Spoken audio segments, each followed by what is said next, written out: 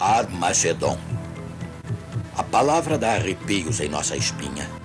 Só a menção dela provoca todo tipo de temor e especulação. Alguém sabe realmente o que acontecerá durante a Batalha do Armagedon? A Terceira Guerra Mundial, talvez? Está escrito. Com George Vanderman. Apresentando o Cristo vivo como resposta às suas necessidades mais profundas. Hoje, Armagedon, a última guerra.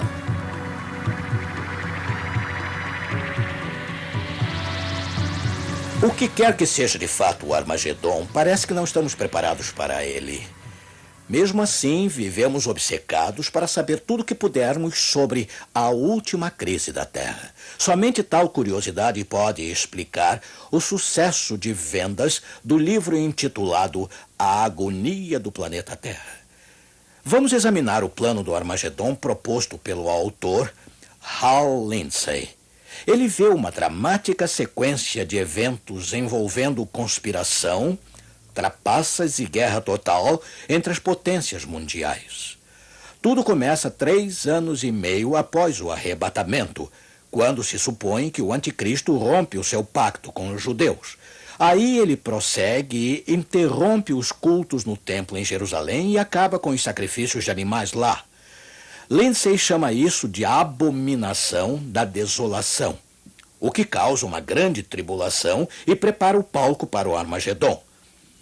O próximo passo em direção do dia D à destruição acontece quando um exército árabe-africano ataca Israel. Aí, de repente, os soviéticos traem os seus aliados árabes e lançam sua própria invasão do Oriente Médio. Os russos conseguem obter o controle de toda a área, segundo Lindsey. Aí a luta de fato recrudesce.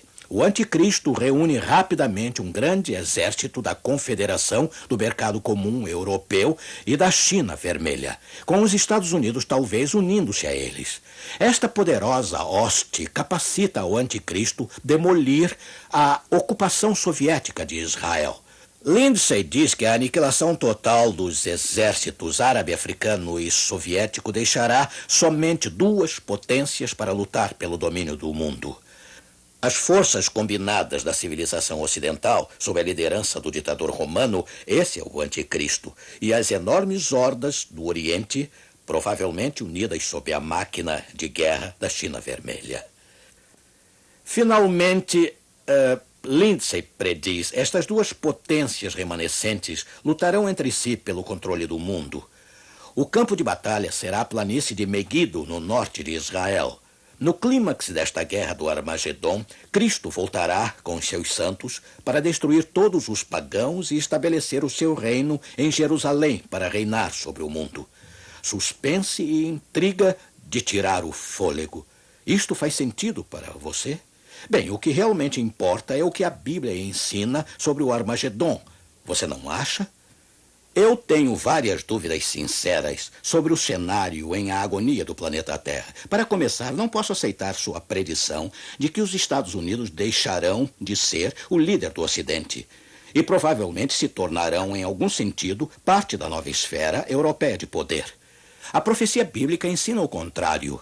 O livro de Apocalipse prediz um papel poderoso dos Estados Unidos na condução do mundo para a crise final da Terra. E tenho outras preocupações com a agonia do planeta Terra, algumas delas já abordadas nestes programas. Voltemos agora ao tópico de hoje, Armagedon, a última guerra. Nada me preocupa mais sobre os ensinos arrebatamentistas do que o do templo judeu em Jerusalém ser o centro do reavivamento espiritual. Lindsey diz, haverá uma reinstituição do culto judeu segundo a lei de Moisés, com sacrifícios e oblações. Mas diga-me, isto não seria competir com o Calvário e negar o sacrifício vicário de nosso Senhor Jesus Cristo? Você se lembra que quando Jesus morreu, o véu do templo se rasgou, simbolizando o fim dos cultos e sacrifícios no templo judeu? Restaurar esses sacrifícios de animais iria contradizer o que Cristo realizou como Cordeiro de Deus. E qualquer coisa que venha a competir com o sacrifício consumado de Cristo não é obra de Deus. Portanto, o que haveria de tão mal se o anticristo acabasse com esses sacrifícios profanos de animais? Ele estaria fazendo um favor à causa de Cristo.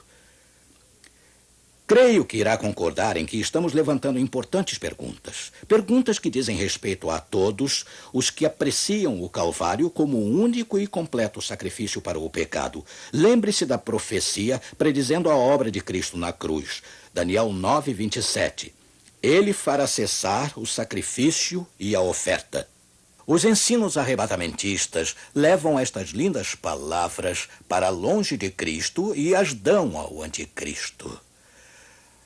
Agora, eu não gosto de usar linguagem forte, assim, por favor, entenda que minha consciência me compele a dizer isto. Seria uma infelicidade tirar Jesus de Daniel 9:27 e colocá-lo com o anticristo.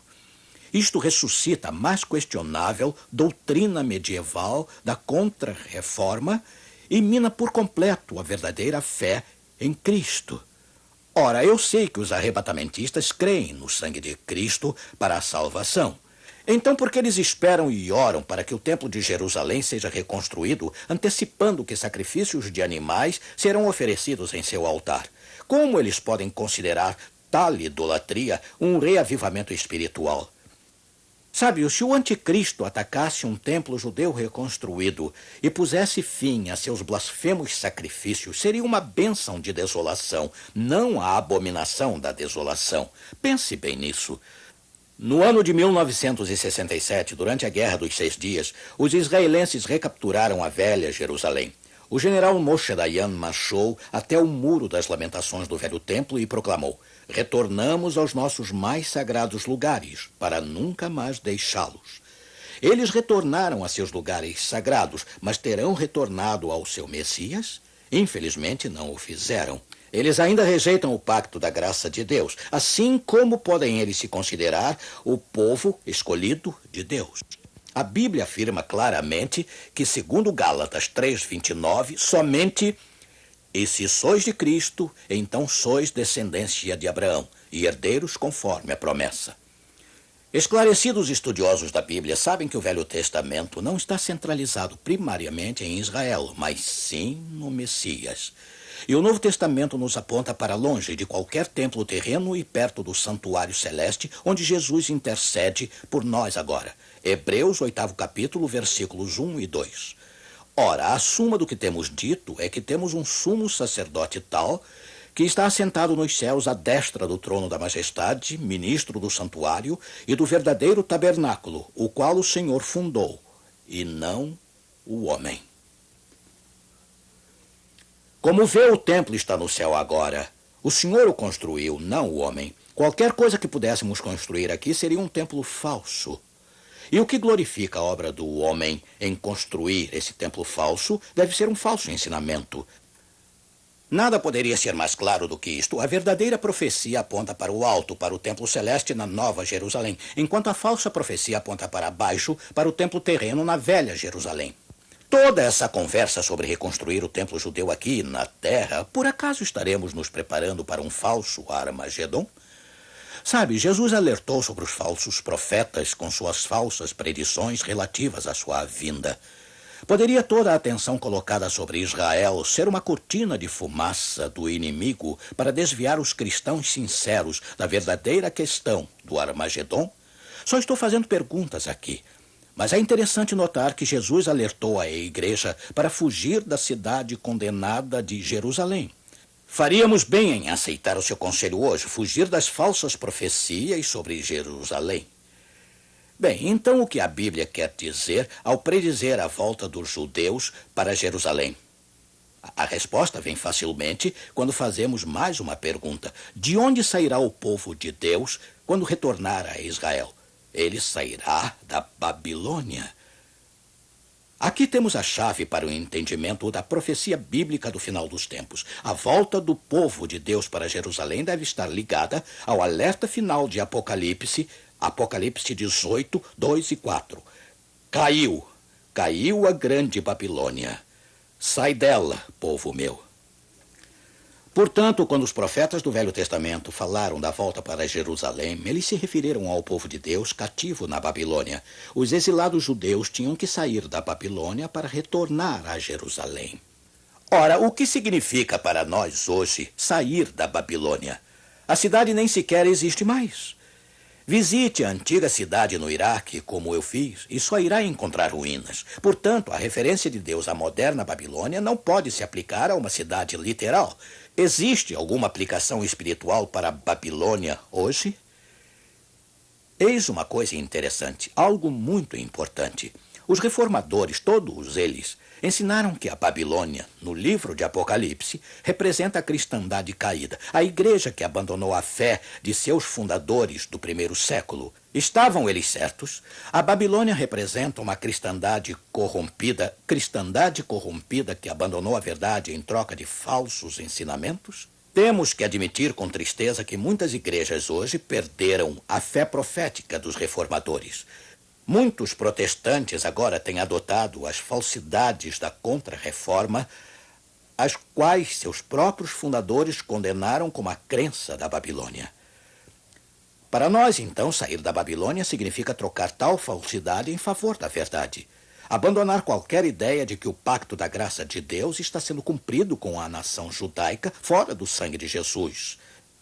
Retornar a Jerusalém agora significa esperar pela fé pela cidade cujo edificador é Deus. De acordo com Hebreus 11, essa cidade, é claro, é a Nova Jerusalém no céu. Note que o Senhor é o edificador dessa cidade celestial, não um inacreditável arquiteto judeu na velha Jerusalém. Nossa esperança está em Jerusalém, que agora existe, pois é escrava com seus filhos. Mas a Jerusalém que é de cima é livre, a qual é mãe de todos nós. Temos que procurar acima de nós a Nova Jerusalém, onde Jesus intercede como nosso sumo sacerdote no templo celeste, e dependemos apenas dele como nosso Salvador, nosso Senhor e nosso futuro Rei. Com isto tudo em mente, estamos preparados agora para entender a batalha do Armagedon. Somente uma vez a nossa Bíblia menciona a palavra no livro de Apocalipse.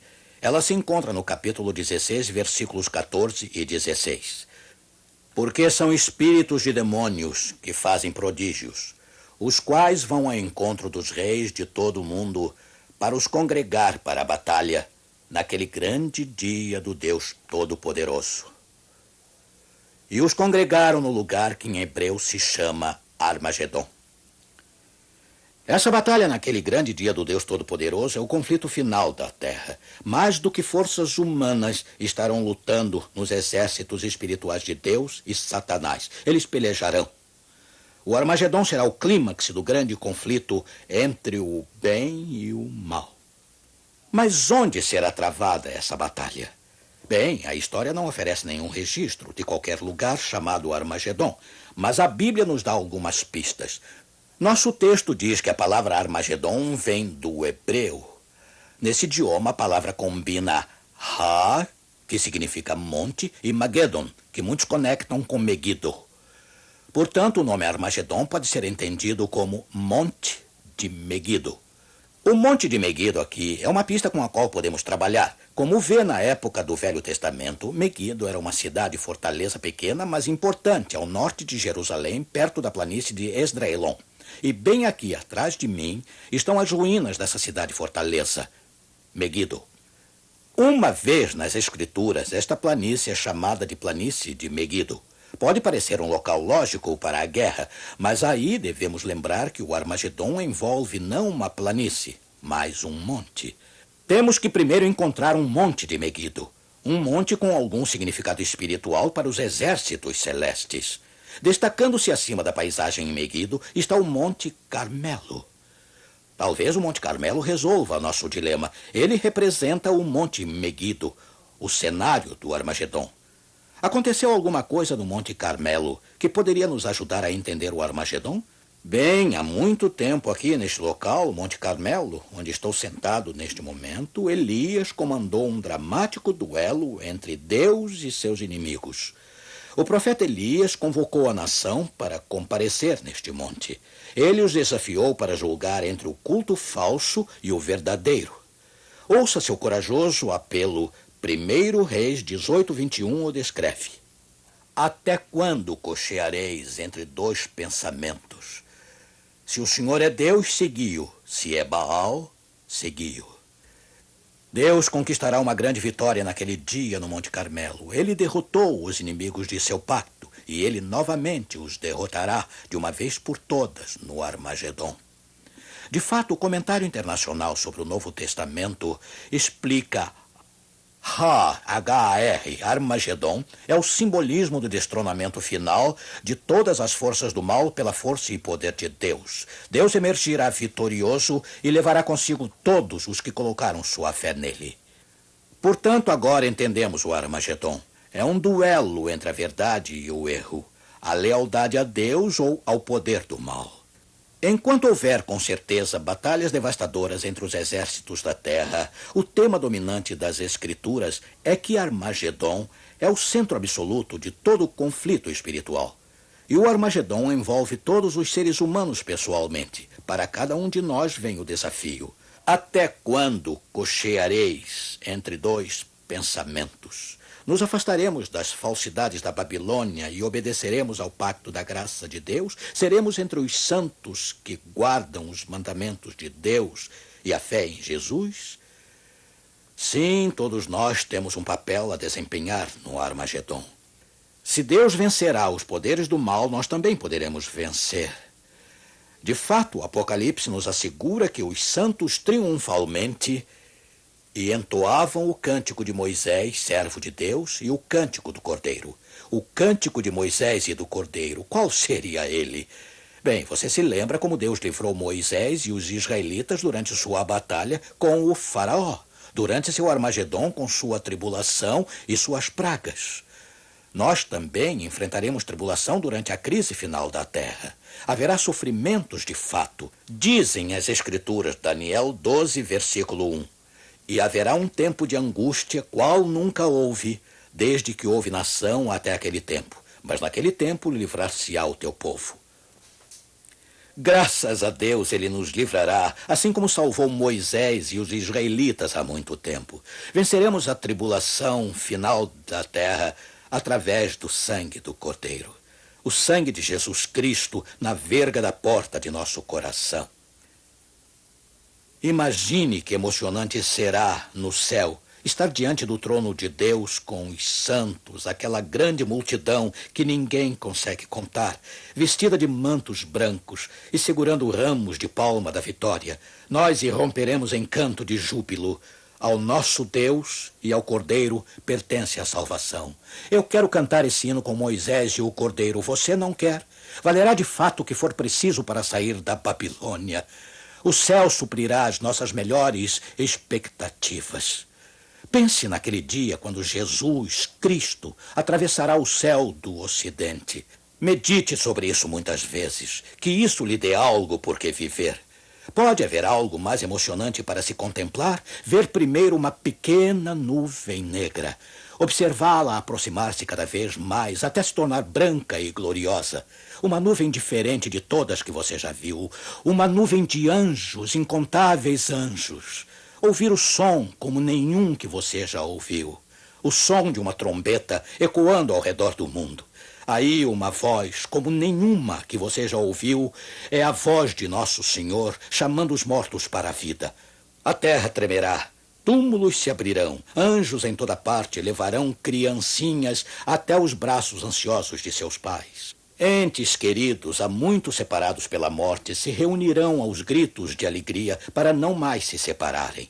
E aí, juntos com aqueles que ressuscitaram, nós que esperamos através da longa noite da terra, seremos levados naquela nave estelar dos anjos para a viagem até nosso lar celeste. Eu quero estar lá e sei que você também quer. Deus nos ajude a estarmos prontos para aquele grande dia. Ouçamos agora a Alessandra Samadello cantando Vem, Senhor Jesus.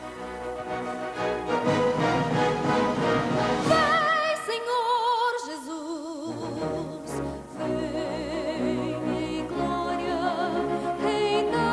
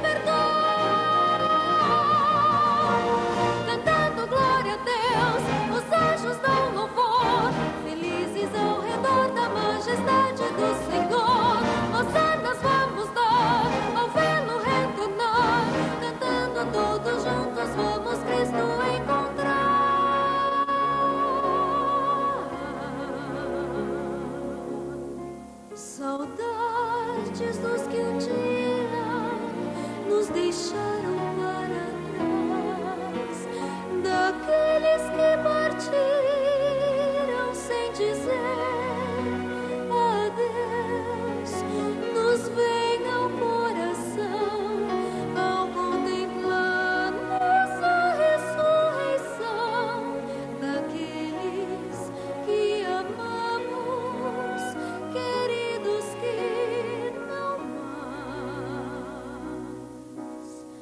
nos deixarão.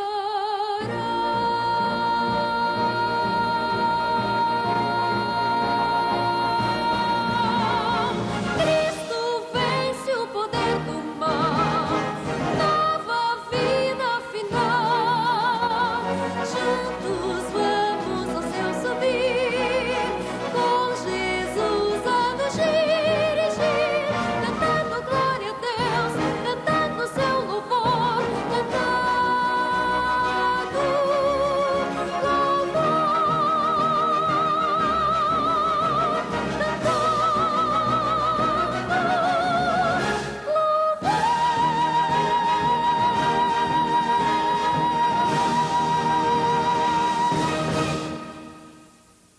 Obrigado, Alessandra. Vamos orar. Querido Pai Celeste, obrigado por tua palavra e esta urgente mensagem sobre o nosso futuro. As palavras do profeta Elias ecoam em nossos ouvidos também. Até quando cocheareis entre dois pensamentos? Se o Senhor é Deus, segui-o. Se é Baal, segui-o. Que nossa resposta seja simplesmente decidir estar do teu lado, pois somente lá estaremos seguros. Em nome do Salvador nós pedimos. Amém.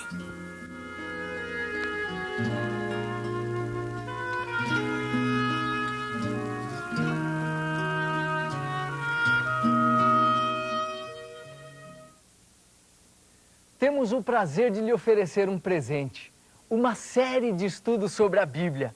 Esta série tem o objetivo de motivá-lo a conhecer a Deus e viver a paz e a esperança que o relacionamento com Ele pode dar. Esses estudos mostram com clareza as respostas para as mais importantes dúvidas como: por que Deus permite o sofrimento? Será que as profecias podem me fazer entender o mundo e a vida? Como posso ser feliz? Bem, estas e outras centenas de perguntas vitais têm resposta. Este curso é inteiramente grátis e foi preparado especialmente para você. O conteúdo deste e dos demais programas da série Armagedon, a Última Guerra, está disponível em um livro. Se você tem interesse nesse material, entre em contato conosco que o enviaremos a preço de custo. Escreva para Caixa Postal 1800, CEP 20.001-970, Rio de Janeiro. Se você preferir, ligue para 021-284-9090. Caixa Postal 1800, CEP 20.001-970, Rio de Janeiro, ou ligue para 021-284-9090. Deixem-me dizer apenas isto. Todas as semanas, quando nossa mensagem é transmitida, a palavra de Deus tem tocado as vidas de inúmeras pessoas. Por favor, lembrem-se de nós em suas orações e deem apoio financeiro para que o programa Está Escrito possa continuar levando a mensagem de Jesus Cristo a outros. E agora chegou o momento de dizer até logo a todos, mas lembrem-se, está escrito: não só de pão viverá o homem, mas de toda a palavra que sai da boca de Deus.